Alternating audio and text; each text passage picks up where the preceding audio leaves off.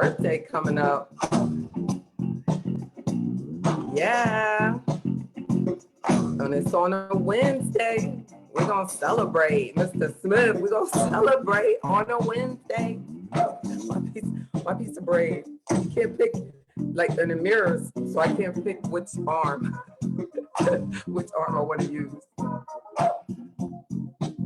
How y'all doing? Woo!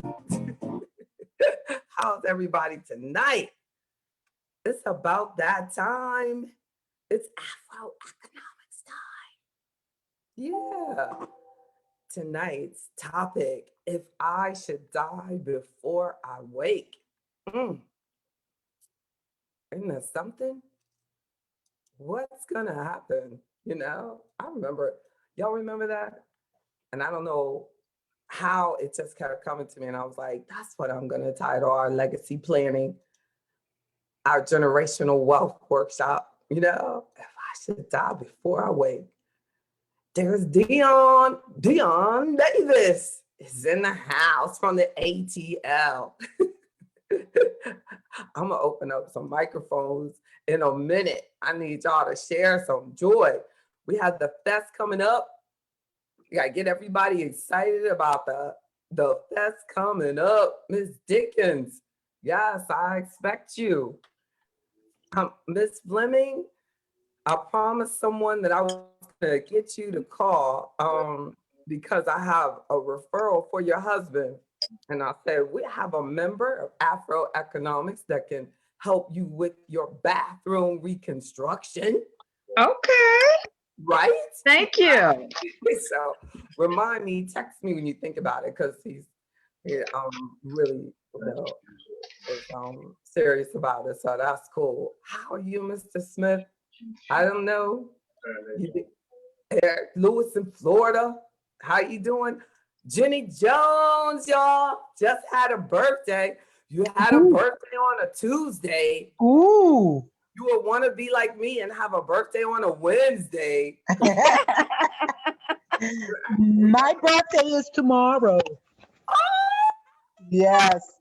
And a Thursday, girl. Yes. I call that the Pisces girls. Yes. I know, right? All of us. And the but we're gonna party hard for everybody on March 10th. Don't forget Dion Davis. Don't forget Ms. Walton. I want Walton Gallery, Mr. Walton himself, to make me a self-made portrait that will be worth thousands, you know? That you don't do portraits. Well, you know, like what is it called? What he does, that not abstract, roll cubistics. Yeah, that perfect abstract. That, you know, that's it. Not portrait. Yeah, definitely don't. A portrait, I guess, would be he would be painting me or someone. Yes. Yes. Wow, teach me. Yes, indeed. Now we'll do that just for the birthday girls. For this week's birthday girls, happy birthday, Jenny Jones and Miss Hayes. Happy birthday to you both. Thank you. I appreciate it. We got two superstars that have birthdays this week. So I think I have quite a few of your microphones open, and I want to tell you thank you because a lot of the panelists have their microphones open. Mr. Cotman also, you know, I think she texted you today because we're gonna have a meeting, you know, to just go over everything to let you know that you're perfect just like you are. And for the fest, we just want to help as many members as possible. And a key way is for Ms. Perkins to share her life experiences. Everybody, you know, we need you to share. We learned so much from Ms. Howard. Look, y'all, check it out. Queen Cynthia Howard is going to co-host Sunday morning with us.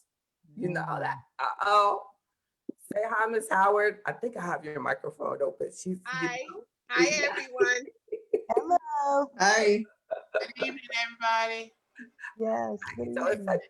Is that you, Ms. Perkins? Yes. Yes.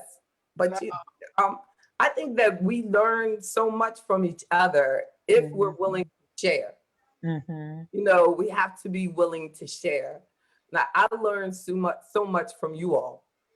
I really do. And I don't think that it's important for us to always agree, because I think that we grow more from different opinions and different sources than we grow from all of us being in agreement. Would Yeah. you agree? Yes. Look, I somebody agree. that we can agree that we don't have to all agree. I mean, it's so serious, and that's the strength behind Afroeconomics, that I want God to continue to use me to help all of us, you know, just grow as a community and as a people. So, you know, definitely. And then everyone in Virginia, be on the lookout for CBS 6 is featuring Afroeconomics. We're actually talking about this program on Monday on CBS. We recorded it today. Hey, What? that's great. That's great. That is great. Isn't that exciting? You know, Yes. oh, I thank God for that opportunity. I'm going to start recording for our YouTube catalog now. Thank you for sharing your Wednesday night with me. This is AfroEconomics Live, and I am JB Bryan. AfroEconomics is the foundation of JB Bryan Financial Group, a registered investment advisory firm celebrating 26 years of serving investors on March 10th, a Wednesday night, my birthday, and the same day that I got incorporated. So it's not strange to me to be working on my birthday since the first day I started the firm, right? But I was determined. So we're celebrating Founders Day and everything. But before that, we're going to celebrate the Afroeconomics Fest. And we have, we're pulling experts from within. I think it's important that we build our organization from within, that we could, so we have panelists that have volunteered their time. The panelists and our members make it possible for us to have, you know, the free membership, and anyone that's listening that wants to participate, you just register. If you're not ready for the comprehensive financial planning membership, do the no excuses free membership so that you can participate in the fest.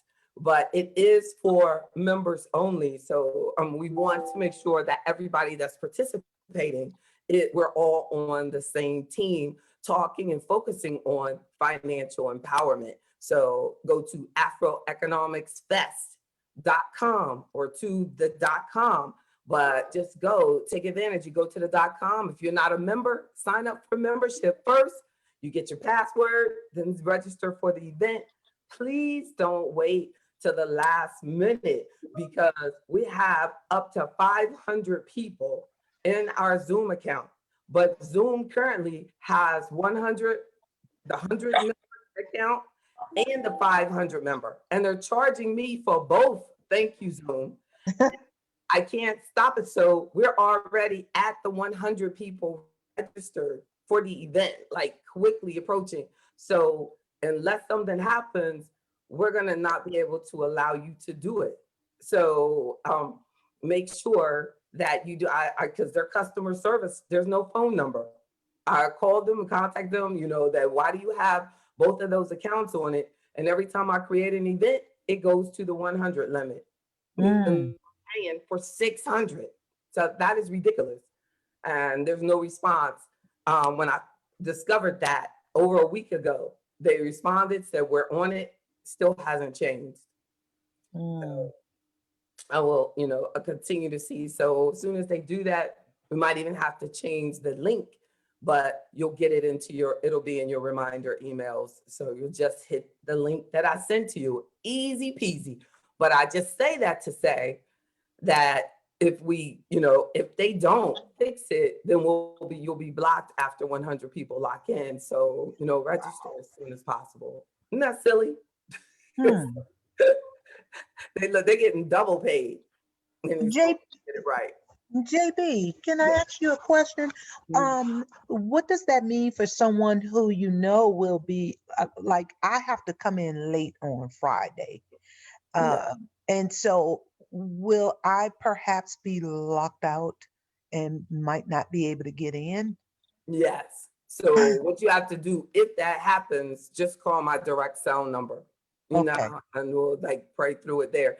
The advantage about Friday is that it's broken into 2 sessions, okay. The so first session. everybody will have to log out. Yeah. Yeah.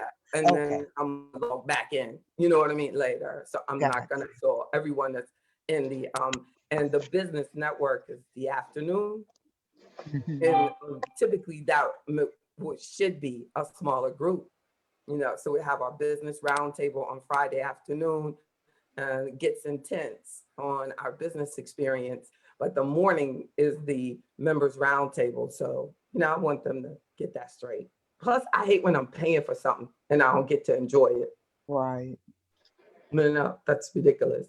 So all is well. Plus, I'm doing that on the webinar side, not the meeting side. So it's Okay. not, we're going to do it through this section, and then everyone that's a panelist will be promoted to see their video. They'll come up as a panelist. And right now, I only have microphones open. Hmm. Yeah, but for your event, the panelists will come up and they'll see you like you see me. I could do that now. I know you're ready. Your camera ready, right? No, indeed. Yes, I am. For example, let me open No, up. ma'am. Let me show Miss Howard right now. She's always ready. Indeed. I'm ready to Sometimes, sing it now. right? So, think about that. When you heard that topic, Ms. Dickens, when you heard the topic, if I should die before I wake, did it make you sad, or did it make you happy? Or did it just, you were just, I'm about the same? It made me happy because I knew that I needed to make sure everything was in place just in case. Good for you. So Mhm. you immediately were like, oh, good. This is a topic that I think I can get something out of. Yes. That's good. That's what my 20-something-year-old assistant said too. I said, what did you think about the topic? And she was like, oh yeah, I like that. I like that, So it's like, okay, well, that's good. And that's good to hear a grown woman say that too. Because maybe a young person might not, think about it as much, but we all know that God has promised us that we're going to leave here one day. Mhm. So let's make sure that we begin to think about our legacy, and let's think about how do we prepare our heirs, to receive the inheritance that you're working for, because a first point that I wanted to share is that we're passing on our value system, not just what you see as valuable, your values, your state of mind, your attitude, your work ethic, you're passing that on as well. So a big part of if I should die before I wake is, when you lay down to sleep tonight, have you shared with your heirs, your spouse, your children, everyone that matters to you, what's important to you? Mhm. And if you haven't, shared with them what your values are. You like the topic too, Miss Spencer? Oh, Miss Spencer. I'm gonna open up your microphone. Indeed, because if you haven't shared with them what your value system is, then the biggest part of your legacy, is being left out. So as you're going, so my first point is to say that remember to take the time to set up some time for family legacy building. Set up time to communicate. Mhm. Set up time to develop a level of trust with one another. And not just with you and your spouse and you and your descendants, but with your descendants with each other. There's so many families, that are dealing with the realities of conflicts, that probably wouldn't have existed if the parents had handled things a little bit differently. So what might mean, in order for our generation to make things different, it may be important for us to make sure that we regularly come together with those who you are passing, your who are your legacy. Make sure that you're regularly having family meetings, having projects that you work on together, right? If Habitat for Humanity is important to you, if the Negro College Fund is important to you, if your particular college is important to you, that you want to, make sure that that's communicated in your legacy planning, so that when you're giving all your money, look, when you give everything to your alma mater, they'll understand. Right? What's going on?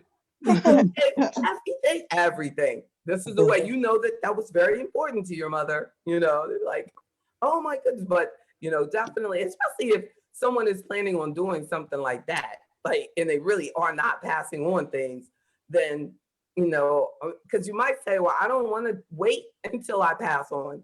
I want to give you all, things while I'm living. And a lot of people do that. And they go, so I don't want you to have, because they need it now. I mean, isn't that a thought? Yes. And and you're giving them the value, of you're seeing it, they're getting your value system. You're saying, you might say, well, I'm not going to give you money for, these things, but I will give you money for your education. I mean, paying for your children's education, that is a huge legacy. Yeah. Yes.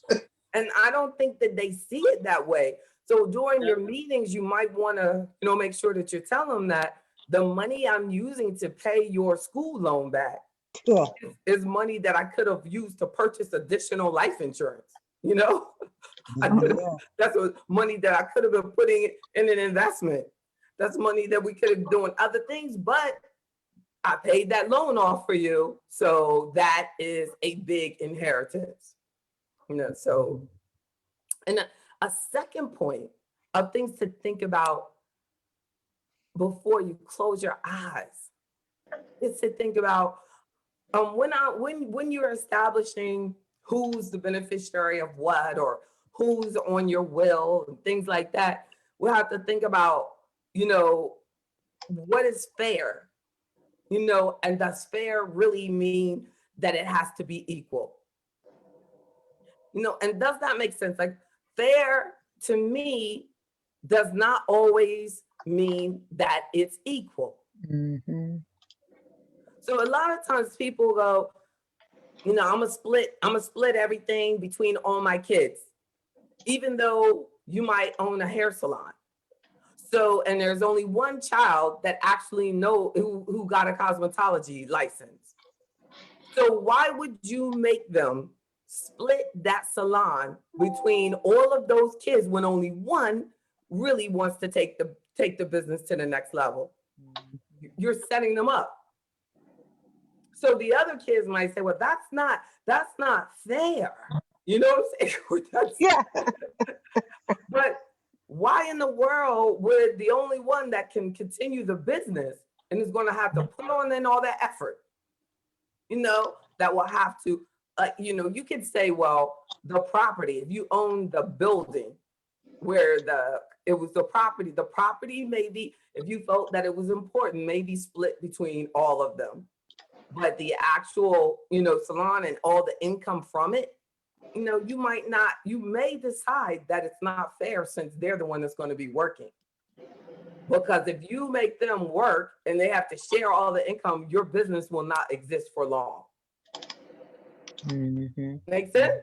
Yeah. So fair is not always equal. Like, you may have one child that's disabled that needs everything you got because they're never going to be able to take care of themselves.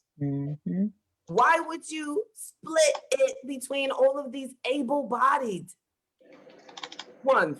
Like, so you first have to establish that this particular child may have a greater need for assistance. That's funny. I touched the speaker, it started right back. I love it. I'm not gonna say her name. She's gonna get all carried away, try to upstage me. You know, but That's fun. she said, "What did you say?" Yeah. So with fair versus equal, you know, we have to realize that there may actually be heirs that actually have a greater need. One person may have actually not have a job, may be disabled. One person may have, you know, more children. One may not have any children, you know, or may have just one child versus the other one has 8 children or something. So you might want to help, you know, the person with more children with a little bit more. So, you know, the other children might say, well, that's not fair, but, you know, you have to decide, you know, is it always appropriate that everything has to be equal? But, you know, and in discussing this and researching this and thinking about this, I was like, you know what, that's one thing we've never talked about. Mhm. You know, when you go and you sit down with your attorney, you know, they're not really talking through. This is what your financial advisor is for. This is the kind of stuff that we should think through. You know, and a lot of this has to be done on your beneficiary forms. You know, so it's not just something that would be in your will. You know, if you have a lot of your assets, like most people do, in your retirement account at work or in an IRA, you know, that, you know, you need to make sure that it is set up correctly.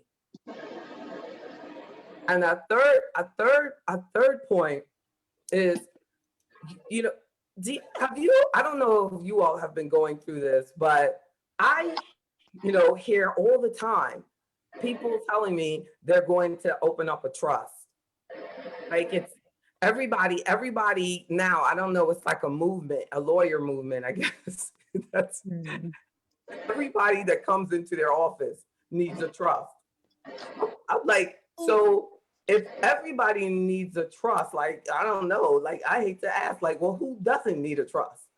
Right? But you know, you have to really, you know, think when, you know, you're told to establish things, because there's like this misnomer that if you put things into a revocable, you know, trust, you know, that they're designed to help you get around taxes. You know, one lady told me, she said she did this workshop, and this guy was saying how, you know, what he did was use a trust, and then with the trust he didn't have to pay any taxes and all this stuff. And I'm like, you know, what country does he live in? In the Mm. United States of America, you know, every entity pays taxes. That's why everything gets a tax ID. Trusts get a tax ID. Businesses get a tax ID. Individuals have a social security. That's your tax ID. You know,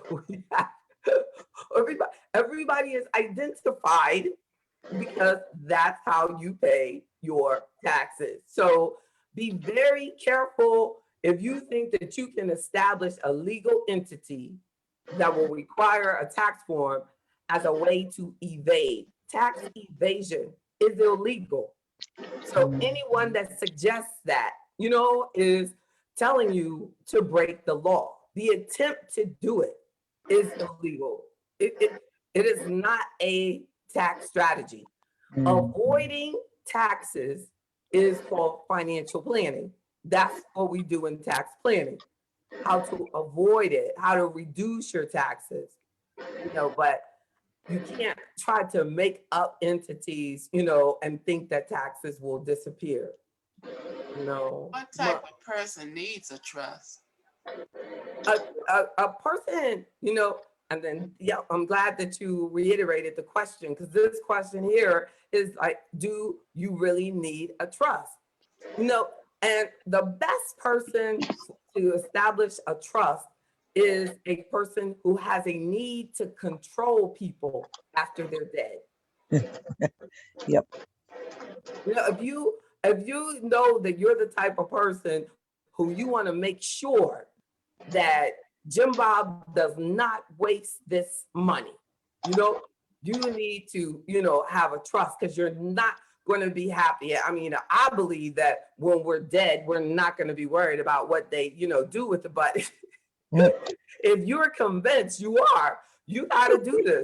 You need to have some legal entity established that will allow you to control how the money is distributed, and how it's spent. If you have young children, I think that's maybe something, you know, 18 and over, you should allocate that, how they should be spending that money that you leave them.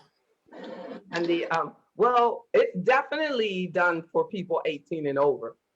And when they get to about that age is really when the parent, because kind of when the kids are younger, people can never imagine that they'll act like they do when they get 18 and over. So if you live long enough for them to get 18 and over, like that's where you go, oh, I'm gonna get a trust. Because especially if there's one, in all seriousness, there's what is called a special needs trust, and that will be for a disabled child. And that could be, very important. And it has specific tax advantages for the special needs trust. And it's designed to make sure that the child or adult still qualifies for Medicaid. So because there's so many limits on the assets that a person that's disabled can have.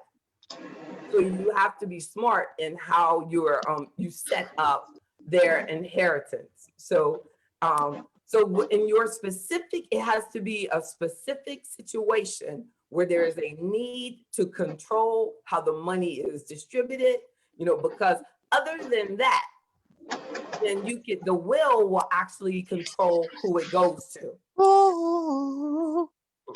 Right? I really think that was my husband. My bad, y'all.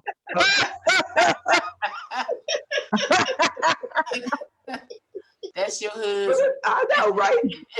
Look, remember that? Because listen, it pops right up. What was that? Right, singer. I told him early today, I said, yeah, when I met you, you were so shy and quiet. Wasn't he? Wasn't he, Jenny? Yes. Yeah, Yes. exactly. He was also all shy and innocent. He said, I was not. Yes, he was. I got a witness. Make sure that you add to your list, do you really need a trust before you pay for that? Because another point is that probate. Get to know the probate process for yourself, because I have not seen clients have a negative experience with probate. But if you have a need for privacy, that would be another reason to have a trust set up. So you can have a will that says everything goes to the trust. So if they go to the courthouse and they try to find out what you did with your money upon death, they couldn't find out because it only say it goes to this trust. But probate is actually your will, when it's recorded with the county, is public information. So that's why when people pass, a person will get, the beneficiary will get, or the executor will get so many phone calls, because it's do you need help, and all these letters from the lawyer and all this, because once you established it and you went down to courthouse and you told them that who you are, that information is out there, and that's something. But as far as the process, it's really straightforward and inexpensive. So but if the estate is really big and it's real, but those are the type of things we have to sit down and talk about. But it's not like you'll see. I don't know who writes that stuff, that probate it's horrible, and it's not. Go to the county, hopefully they've registered their will there. Make sure that the will is recorded with the city or the county where you domicile. You have it there, your heirs go there, and then basically they make sure what you said you want done is done. It's yours. So it's not, the probate is not the worst thing that could ever happen to you. It's that I feel is really misleading. And, So, JB, mhm, I have a question for you sure. as it relates to a trust and you have appointed an Mhm. executor over your trust. So Mhm. let's say you have 5 children. Who polices the executor to make sure 20%, 30%, so forth is going to be distributed as far as money is concerned to all 5 of those kids? Who's keeping up with the executor? If the executor, you thought that was a very honest person, you're dead and gone, but the person is not as honest Yeah, as you thought they would be, or they mhm, would not, or they're not executing mhm. your wishes as you had requested, who polices that person? It's real hard too. It is. And generally it's a lawyer. So you have to find a lawyer to sue the other lawyer for not Ugh, doing what they did, what they were said that they would do. The trusts are very much less regulated than the probate process. You see what I'm saying? Because the probate process is your municipality. So these people are not, being compensated by commission, to settle your estate. Where when the people who you to set up as your executor, they get paid a fee based on how many assets you put in there. they are So paid a fee, but you're paying them the fee as you're yeah, deceased. You're, yeah, oh, I see. your assets are they're giving to your heirs what's left after their fee. And if it's year after year, you know what I'm saying?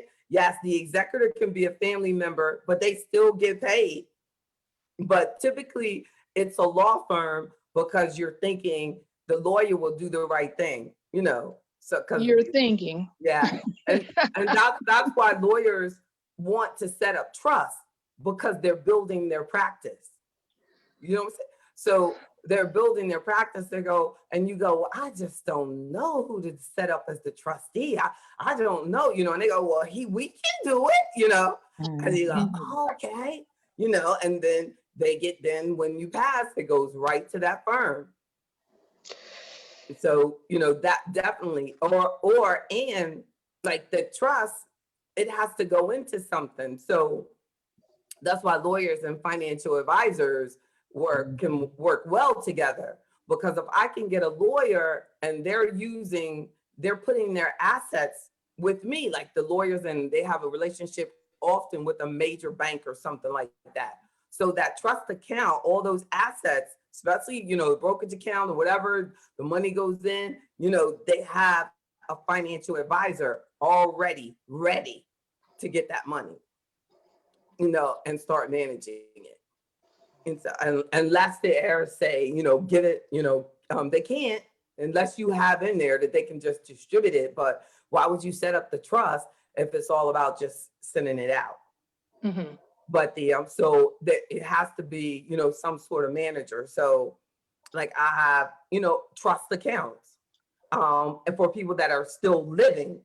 So they've set it up and they put these assets in that trust, but then for example, say the husband died, the wife's still living, but she's the executor of the trust. So they just went to a lawyer to get the tax ID and get the name and get the paperwork. They come to me with the tax ID, and then I set that up using the paperwork from the lawyer. And I set up the trust account, and then they put the money in it. But it also can be used while the person is living, so they can say, well, I'm not going to touch it, and it's just for the heirs, or it could have a clause in there that the spouse, can use it. And it might not be anything left. It just depends on what instructions you gave Mhm. for how it's going to, what's going to be done. So but it's, got specific instruction, who can call me, who can do trades and everything. But you're right. Like if the heirs in that trust feel that it's being mismanaged, most likely they would have to it would have to become a legal issue. Good question. Okay. Because they couldn't, call and they call me, like, you know what I'm saying? Because I'm getting instructions only from the person on the paperwork. So I don't know if they're ever giving it to the actual person. You see what I'm saying? Like it might be that you send out $20,000, but you're sending it to the trustee, and the trustee is giving it to those people. Or I they see. might set it up to do it directly to them, but they can do anything they want. Really can, unless you put it in there. No checks go to this, but all of them are gonna have that they can be paid a fee for their work. Even if it's a family member.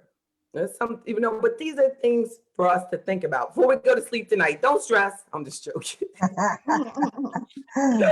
Look, don't get stressed out about it. Just make sure you solve it before you sleep. No, I'm just joking.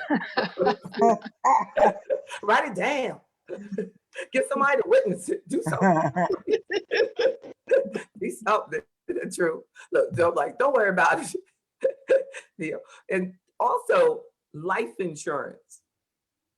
I think that we should think of life insurance from your own personal perspective.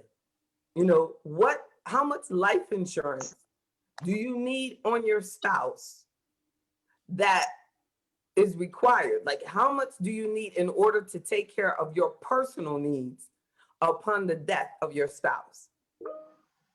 And that's how you should plan together as a family. Like, because you might not, like, if one person doesn't make as much income as the other spouse, you might not need as much life insurance on the one who's not paying, that doesn't have the higher income.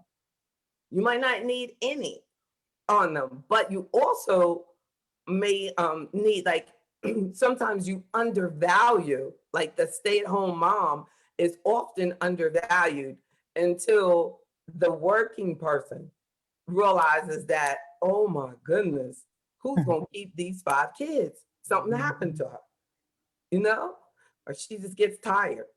She left. Well, I guess the life insurance wouldn't help if she left you, right? You better get to talking. But definitely if she passed and you have all these children you still need to take care of, and then even though she didn't have any income, she was saving the household so much money. And a lot of times that is undervalued.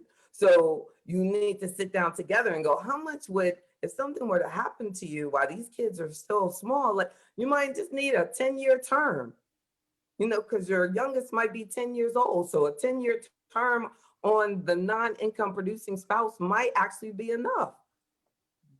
But, you just want to get them, grown, or you would want to have enough that if either of us pass, we need to have enough that will pay for the children to go to school. Because if you all of a sudden became a single parent, your income, will be changed dramatically. No. And don't you have to pay for the debt that they leave behind? Yeah, and we're assuming that the non-working spouse would not create any debt, but they might have like a very expensive car that they were driving, but you could sell it. You might have them in a G-Class Benz with 2 car seats in the back, right? But you could sell it, you know what I mean? So the debt like that wouldn't be, as much to have to cover as it would be, if you had a big child, if you had multiple children and childcare became very expensive because you could but if you wanted the car and you wanted to keep the car because your car is a convertible, so you got to keep that car. But those are the things that would go into the life insurance calculation. And too often, people just buy whatever they see on TV, or, the agent says, I sell 100,000, and they just buy it. They didn't like put any thought into it. Like that's not going to be enough. You know, they didn't think about it. They didn't think about it. It could be too much. So, you know, definitely, Ms. Fleming said she was told that life insurance is not a good investment. That's right. Life insurance is not an investment. It is insurance. That's it. Yep. And then there's different types of insurance. The permanent, which would fall under what you're saying, Ms. Fleming, the whole life permanent insurance, whole life universal, you know, variable universal, are all permanent types of insurance. But I use that word permanent loosely because so many of the policies are running out at like age 70 something and 80, and all of a sudden the client's premiums are changing. I'm seeing that a lot. So, you know, be careful when you think, but it'll cover you for a long time at that price. But then the term is just to cover for a specific period of time. So sometimes because a person only has a certain amount of money, they'll buy the insurance that's being sold instead of talking to your financial advisor about, this is the kind of money I have, which type of policy can I afford? Because your coverage is not negotiable. If we do the calculation and it says you need $500,000, then you're better off with a term of $500,000 than a permanent of 100. You know, because that's the only money you could only afford 100,000 of term. No, if you only can afford $200, use it to get the appropriate coverage for your budget. Does that make sense? Yep. No? Yes, it does get confusing, Ms. Fleming, but you know, definitely life insurance is not needed for everybody. Some people have so many investments that it will cover, you know, all of their expenses due to their debt.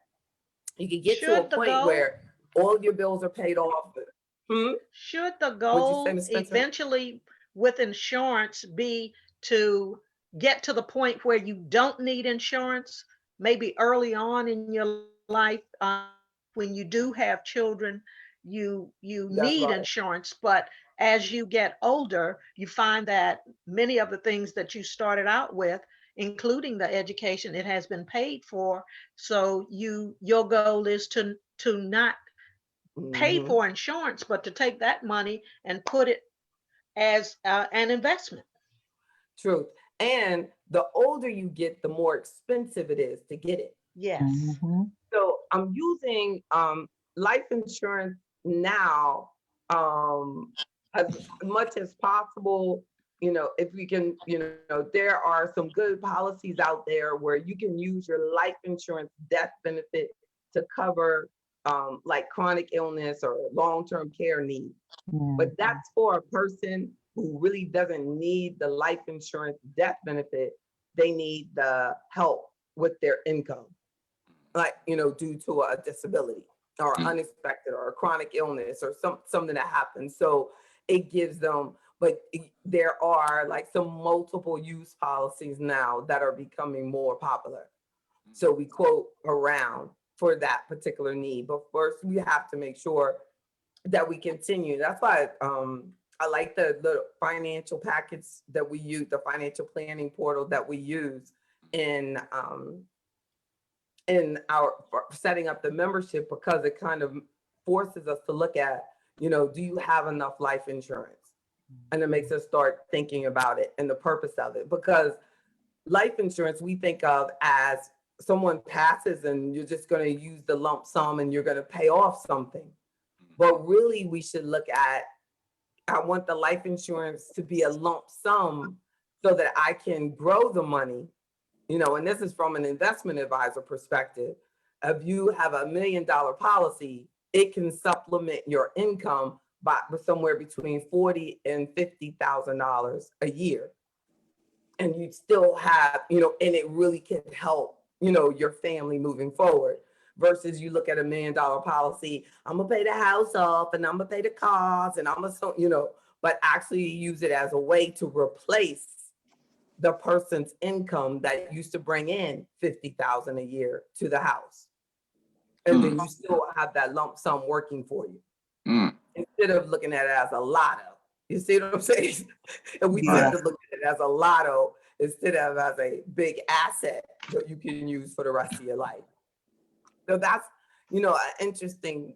And that's, what the take home for tonight is to let's think about the future from a different perspective. Think about the legacy that you want to leave behind from a perspective that we really haven't talked about before. Yes, life insurance is important, but here's why. Because you want to use it to replace an income that's going to be gone, or so you can continue to pay bills that you created together. So you don't have to take it necessarily to pay everything off, but you can use it so that you can still pay the bills that they were paying. But you certainly could use it to pay it off as well. But what a way that if you took it and then you were able to invest it and then just take out the small withdrawals to just replace their income. Wow. So, how much more dramatically it would impact the family over the long run. JB, Mm-hmm. are life insurance taxable? Good question. It could be, but it depends on the size, of the estate. So if you had and I think now in order to go into a state tax zone, the state has to be over $10 million. Wow. So, and it would only be included in the estate if you were the owner.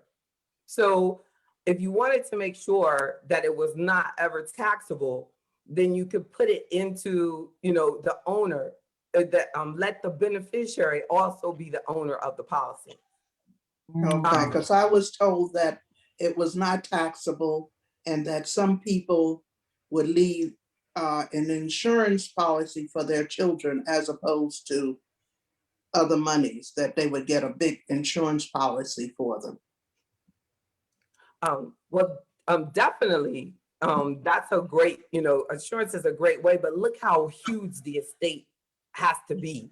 You know what I mean? For you to run into an estate tax Oh, issue. I wasn't looking at no $10 million. Yeah. And the people I was talking to was not looking either. at 10. That's right. So, but yes, it can be taxable. Like if I were taking an exam and I had to figure out so I can't give you I can't the answer of that can't be no. You see what I'm saying? Because it depends. Yeah. So they shouldn't tell you that life insurance is not taxable. That's not true. You know what I'm saying? But for most people, many people, probably the majority of Americans, it's not. But the answer can't be no. The answer have to be it depends. I have a question, JB.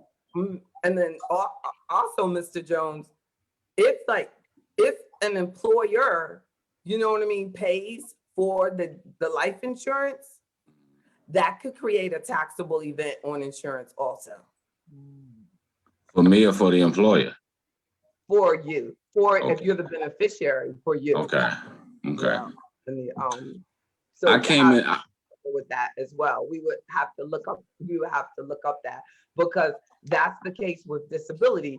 Like if you get your disability from work, and you pay for it, then it's not taxable. But if your employer pays for your disability, you know what I mean? It can become a taxable event.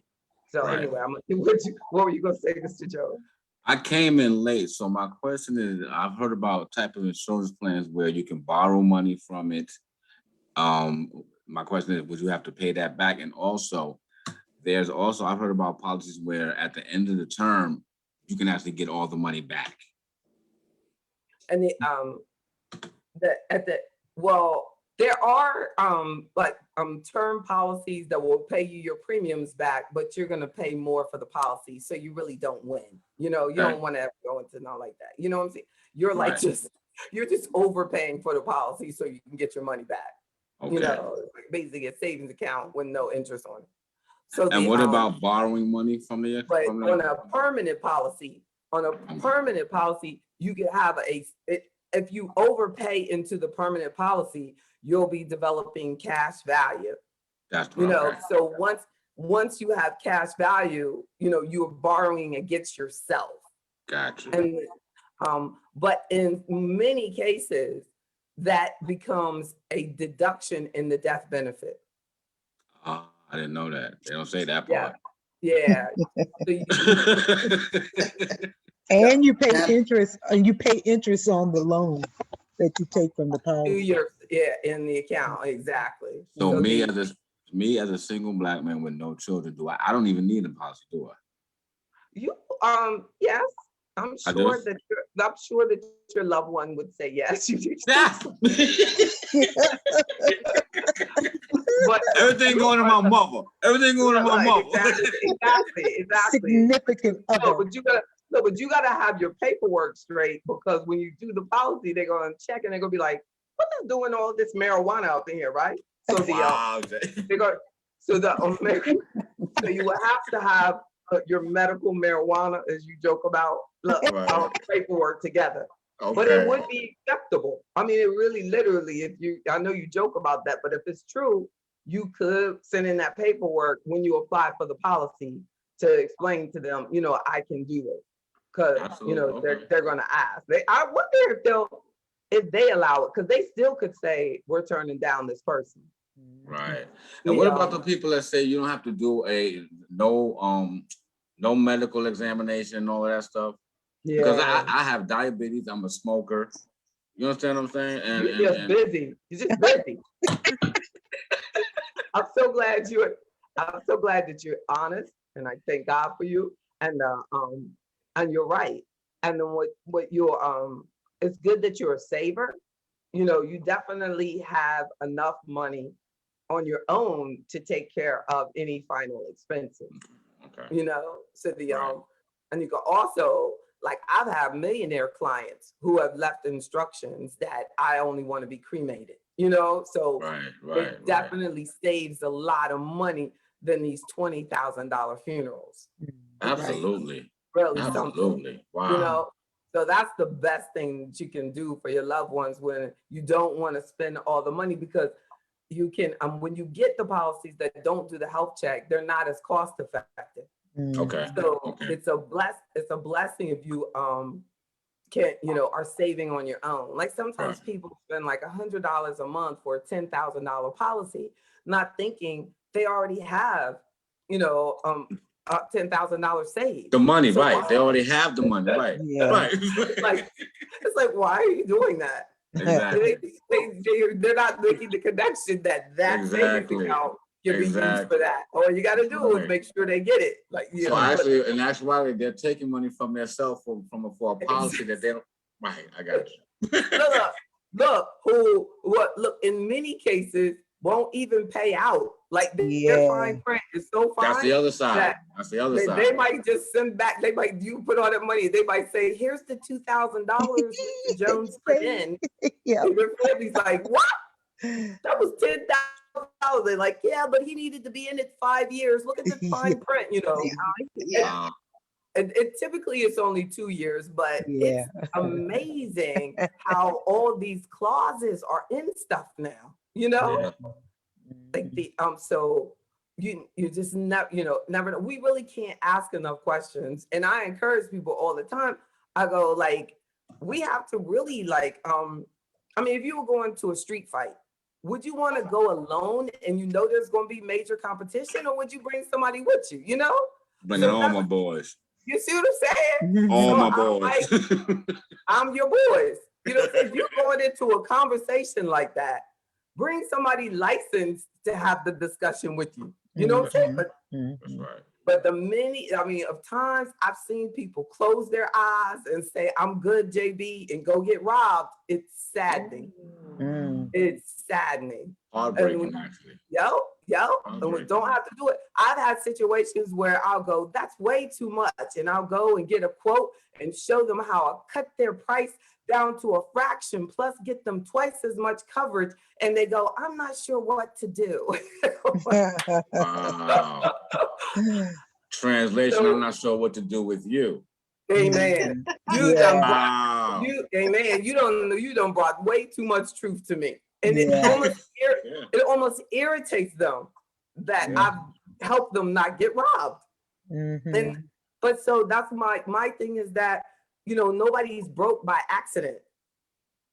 That's why, broke people are dangerous because typically broke people choose to be broke. Thank you, You know, thank you. Right, Thank right. you. they Thank you. choose to be broke. You know what I'm saying? And so, stay far away. Stay far away. So like, check this out. My final point about if I should die before I wake, think about joint accounts. Like when you go into the bank and as you age, people say, well, you know what, I'm gonna put my child's name on that account, or, immediately they just feel like it's something that they need to do. Well, the danger with doing that is that if your child that you put on there goes through a divorce, Yeah. that half of your account has to be included in their assets. Right. You Yep. know, Right. so, if their child, is applying for college, half of your assets must be included in that information, or, they're not reporting correctly.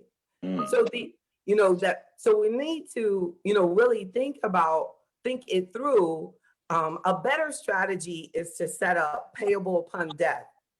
Even with brokerage accounts, you can have payable upon death. It doesn't give them any ownership, but if you pass, it goes automatically to them.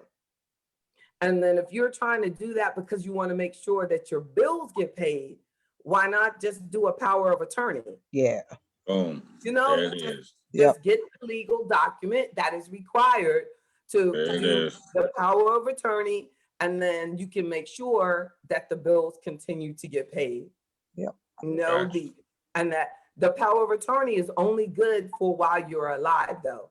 Yep. But the power of attorney could also be the executor of your estate.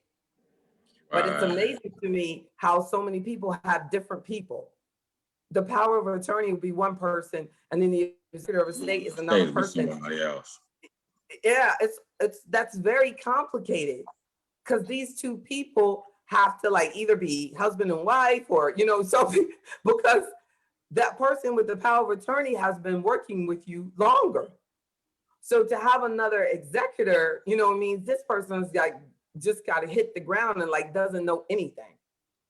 And then they're going to go to the power of attorney who might actually be offended. And I've seen that happen because they're used to taking care of things for you. You know what I'm saying? And then they find out, wow, I thought I was the executor. And they find out they weren't. And that's why I say, and I was speaking to someone today, I don't know, I can't remember, but I was saying, please get the documents. Get the documents. When you're a power of attorney, get the will, because you don't want any surprises. You don't want any Or conflicts, and it causes much conflict. I've seen it. or conflict, I've right? seen it. I've seen it. Exactly. And then sometimes not members of AfroEconomics, but I've seen some people as they get older, they love the drama. You know what I'm saying? And don't allow yourself, right? Oh, that is funny. Oh, wow. To become like their bit of of like control. You know what I'm saying? Like they feel like they're not the boss of you. You know what I'm saying? Like, it doesn't really matter. You know what I mean? That's right. Because it is no like great honor to be the executor of somebody's estate and help other people get money. You know what I'm saying? Like that. Well, it's a huge favor that they're doing for you. A lot of work. Yeah, a lot of work. Exactly. Yeah. Right. And definitely don't do like your uncle did. My uncle did appoint me. He appointed me as the executor and never told me. Yeah. So then his, estranged wife did everything she wanted with his money, and then told me that I was on the paperwork. Wow. So you have to let the person know. Look, he said he wanted to be cremated. By the time I found out I was on the paperwork, he was in the ground. Wow. And she had taken all the money by then. Wow. Everything. even in his storage unit. The guy at the storage place said, well, it was just a little old lady, and she said it was his wife. Wow. I said, but her name wasn't on the paperwork. He said, I know. Sorry. Isn't that sad? Oh, boy. So That is so sorry. true. Well, you know, I was like, I know. You know, it's so sad. It's sad. Like, you know, It is. It really also, is. so if you want somebody to look out for you, make sure you let them know. You know, it's like, I put you on this paperwork, you know, so that it's A heads up would have been nice. A heads up would have been real nice. yeah. Because he had done it like 30 years ago. Like, you Oh, know, wow. it was just long. No, it wasn't 30, but it was a long time ago, like 20 Right. years ago. You know what I'm saying? And Wow. so, and then put it and had registered with the county and everything. And, you know, they have been estranged that long. Wow. Ooh. So, My mother-in-law is not sharing her will, and her sentiment is I'll be dead, so they just have to deal with it. see, that's the drama. That's And, the drama. and she definitely drama, I'm trying to tell you. Yup. Exactly. Trying to tell you. Like, I'm about to say your name out loud. I'm just joking. No, Yeah, and like then she tried to pull me in and show it to me, but don't tell my husband. I'm like, come on. Ooh. Oh, that's terrible. Ooh. You should have looked at it. Did you look at it? You should. Yeah, I looked at it. Yeah, I looked at it, and I told her, you know, this not gonna work. She the one of them ones with the kids and a common law husband, and she want to let him stay in the house until he died, and all this kind of stuff. I said, you get ready to just have drama for. Why would you do that? Yep. But why he can't go get his own house? He's not their father. You know what I mean? So I said, Lord have mercy. That's all I can say.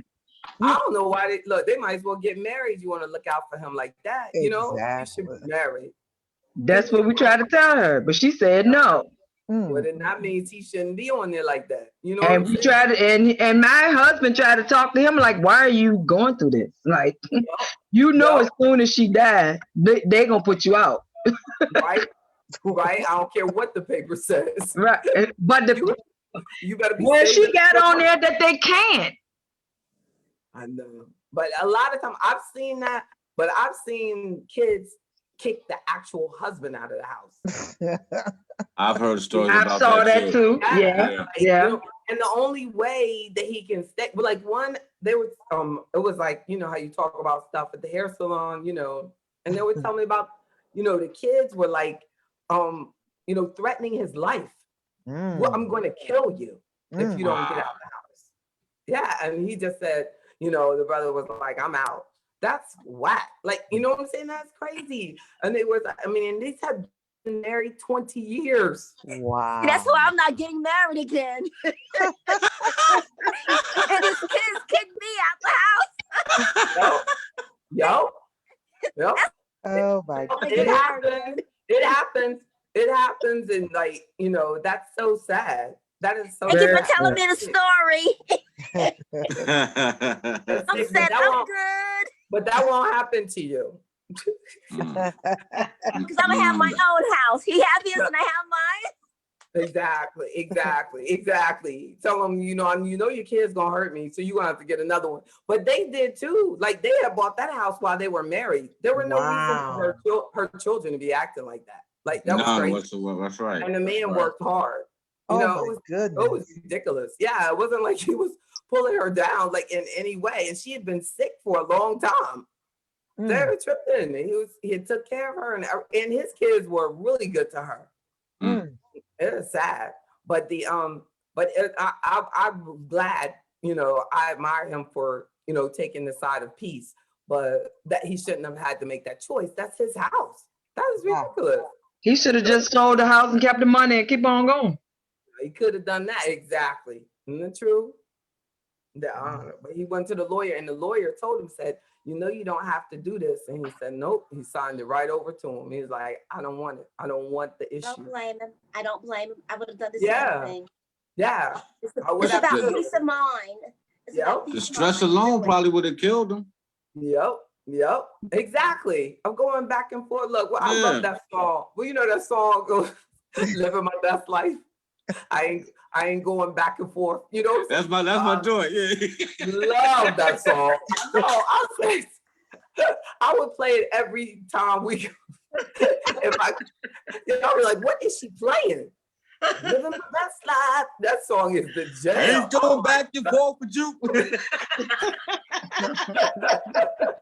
Hey, man, that's a church song right there. Oh, Praise God. Hey, from whom all blessings flow. Okay. I ain't going back and forth with you. Thank you guys for the story. Hey man, it's gonna be a gospel remix. It Be like, better be. what did she do with that song? Look at Miss Lord Davis have down there mercy. being quiet tonight. But that was so. In summary, some things I just want y'all to remember. We're gonna go, through these things, and after you have any questions about stuff that I want to. But remember, with that joint account, being careful with that. I've also seen where one of my clients turned over her assets a little too soon, and she ended up dying by herself. She put her granddaughter on everything, and I would have to call the granddaughter at work, and I'd go, your grandma's like really worried. She was like, I'm just sick of her. I'm just sick of her. But she was never sick of her. Before she got her money. Wow. It's terrible. So just. It's not something that you have to do. You know what I mean? It's not something that you have to do. Don't feel like that. And investigate life insurance needs. Don't be fearful of the probate process. Learn more about it.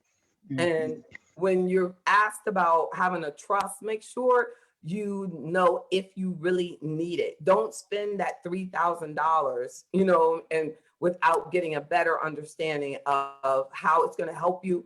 And if you have any questions, reach out to me. And I'm certainly not a lawyer. I'm a registered investment advisor. You know what I'm saying? So, but I can give you feedback from a financial perspective. And think about what's fair, and what's fair doesn't always have to be equal. And we talked about that before you logged in, Mr. Jones. But it was like, there might be just certain people that need things more than others, so it might not be fair, but this person might be disabled and they need it. So and then remember that most importantly, we're passing on our values and our mindset and our legacy, not just your valuables, but your values. So they're watching us. So let's spend more time sharing with our legacy what's important to you and things that you think have helped your life. Even share with them mistakes that you've made so that their life can be different. And JB, can I just say this? And just having watched things happen over the years, if I should die before I wake, if you wronged somebody, especially like your family members, your brother, your sister, and then you see people that get to the funerals, they're screaming and yelling, and they're sorry for what happened. Straighten that mess out right now while we got time. That's the advice I want to just leave with if I can impart that. That's great advice. That is awesome advice. Amen. Miss Davis, I'm sorry. I'm just joking.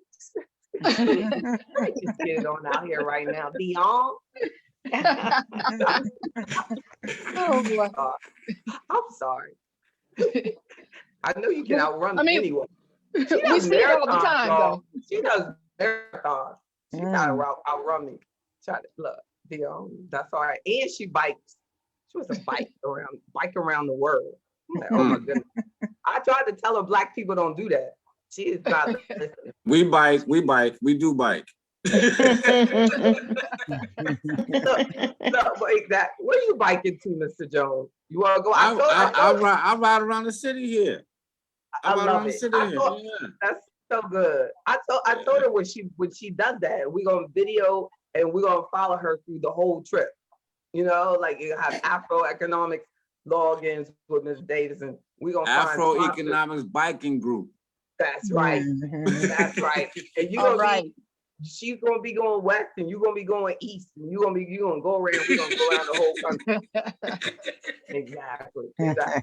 But I do think that guys like to bike more. You know, I love it. I like it a lot more now with the situation, the pandemic situation, because I had a gym membership and everything. But my outlet now is walking and biking.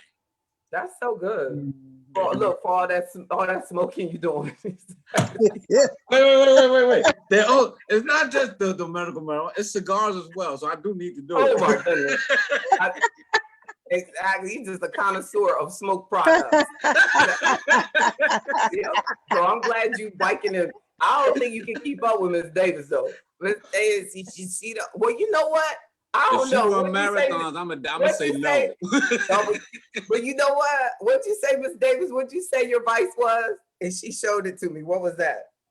Oh, it's sometimes it's Michelob Light, it's Coors Light, it's it can be Miller, it can be Samuel Adams, it's any of that. See, look, I can see y'all. You give up everything now. See, I can see you gonna have your backpack full of beer options, and his is gonna be full of smoke. Y'all stop. You gonna pop open the can, and you just gonna light up. Now, because I'm an adult now, I don't smoke outside no more. Exactly. I know. They can't catch y'all. They can't catch y'all. You'll be all right. They come after you. Just get on the bike. Keep going. It'll be good. They can't catch you. Well, I appreciate y'all. And we're gonna definitely, Mr. Jones is gonna lead the way on Saturday about healthy habits. Wow, really? We're gonna start at 10 and 11 a.m. We're gonna be ready. Look, we're gonna let you rest up and everything. Friday we start at 9. Friday we're gonna start at 9. On Friday at 9. That's right. I'm gonna try and make the 9 o'clock slot. I know that's early. I know that's early for you. I'm still getting crust out my eyes, so I'm gonna work with it. Exactly. I'm gonna make sure I call ahead. I'm gonna call you. Get up. 7 a.m. Walk around. Go ride your bike. Do something. It's time to think. Get it together. Get it together, fella. That's right. Y'all. That's right. That's right. Well, Miss Davis, you quiet. I hope you all right down there. I know you in South Carolina. Hope y'all got lights and everything. We have some members in Virginia who still don't have lights. No. That is outrageous. Yes. Yes. I heard about Texas. I didn't hear about Virginia. Oh my goodness. Yes, I know. South Richmond. It's so sad. And then Mr. Yancey is in like past Dinwiddie. What's that? Brunswick, like that area in Virginia. Not away. In that was Brunswick. That's so sad. And he was like, it's been out 8 days, so including today. Wow. 9. Yeah. So he's on a panel. He said he's gonna have to go check in a hotel so he can log in on Friday and Saturday. That's ridiculous. Wow. Hopefully it'll be back on by then. That's amazing. Yeah. Between the power and Zoom, right? I look, Zoom is tripping. So but I appreciate you all so much. I'm glad y'all got the water back, Ms. Richardson and Hopewell. They had no water last week this time. It's crazy. Yeah. We're good now. Oh, that's so good. That's so good. That's ridiculous. No reason for this. But the Texas and then Mr. Wynn, he got his power and water back on in Texas. Good. Got members everywhere, but he'll be on Friday. We'll check him, but I talked to him yesterday and it was better.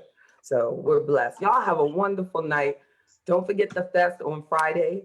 And this is serious, you know? JB, how's my connection tonight? Was it much better? Oh my goodness. This is the first time we ever heard your voice. On Wednesday, I know. I know. So yeah, it's much better. I had